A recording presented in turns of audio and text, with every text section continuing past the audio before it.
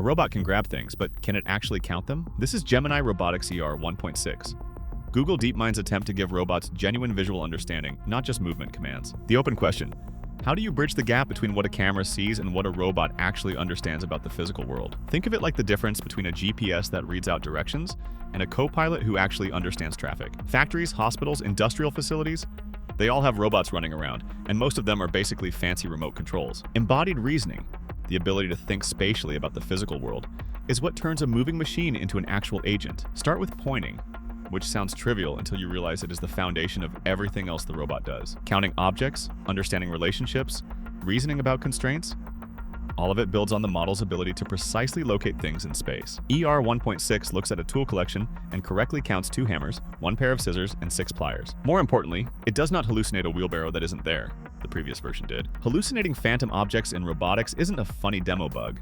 It is a forklift driving into a wall bug. ER 1.5 missed scissors entirely, invented objects that weren't there, and miscounted pliers.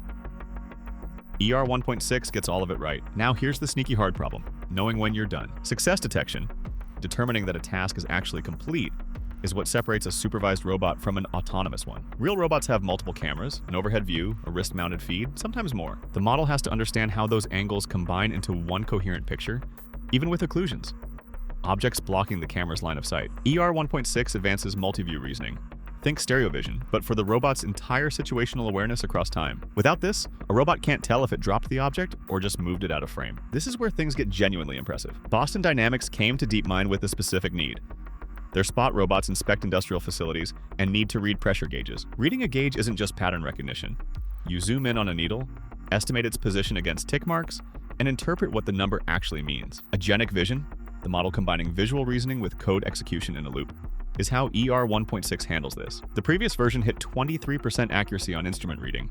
That's barely better than random guessing. ER 1.6 with agentic vision hits 93%. That is not an incremental gain. That is the jump from interesting demo to actually ship this. It zooms, points, runs code to estimate proportions, then applies real-world physics knowledge to interpret the reading.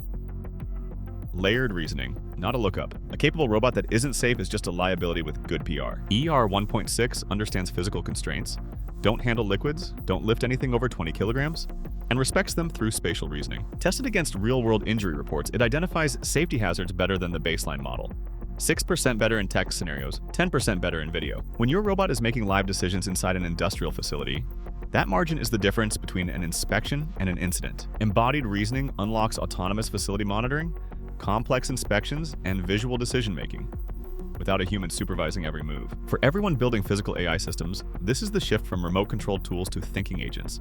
And it is happening now. The takeaway: a robot that can reason spatially, count, locate, read, and decide, is categorically different from one that just executes motion commands. Turns out the hard part was never the arms.